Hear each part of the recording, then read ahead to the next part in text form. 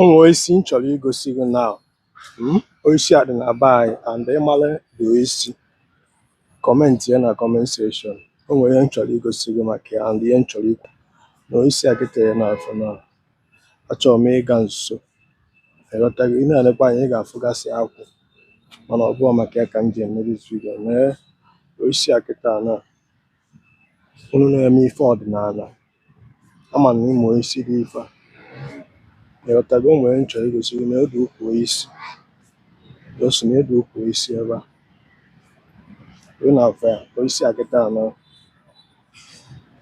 mgbe ị na-afụ dị isi ọ bụ na ịmụ isi dị ife a onye na kọment sekshọn na ukwu ya ebe a ịghọtago. Ya bụ dị ukwu dị isi ọma na efere ya ọfụma na isi m na-ekwu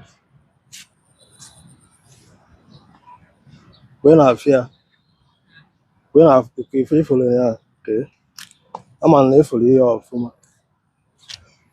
Na o nwere ife m chọrọ ịkọwara gị maka oisi a kịta ya na ngwa gee ntị. O nwere m chọrọ ịkọwara gị maka oisi a.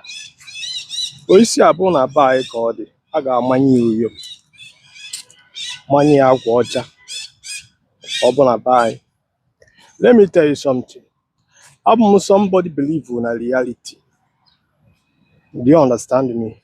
Adị m eme ife belief system anaghị akpata ọ ya bụ na-ekwu okwu na-ekwu some of unu no go understand that. For religion na superstition na fallacy nọka 5 and 6.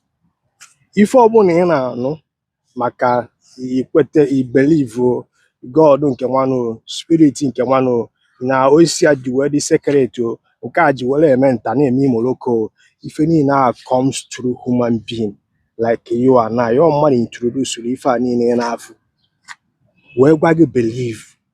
Ị na-watch million nwere ọ na-ekwu okwu sometimes sị gị that na ọ na ikwete na ọ ga-emere gị instead of you go out there make use of your brain a na-agba gị kwete the same akụkọ a na-akọ n'ime Christianity. If you believe that it will happen to you. Do you understand me?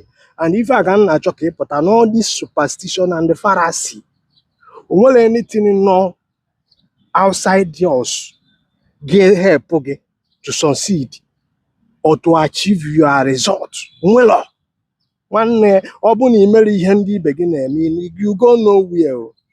Nigeria mụ na gị na-abụ n'ọbụ agba ekpere chi ịghọtago onye ọbụla n'isi onwe. You understand me? Onye kpatara religion ji aga afịa na Nigeria na superstition ji aga afịa dị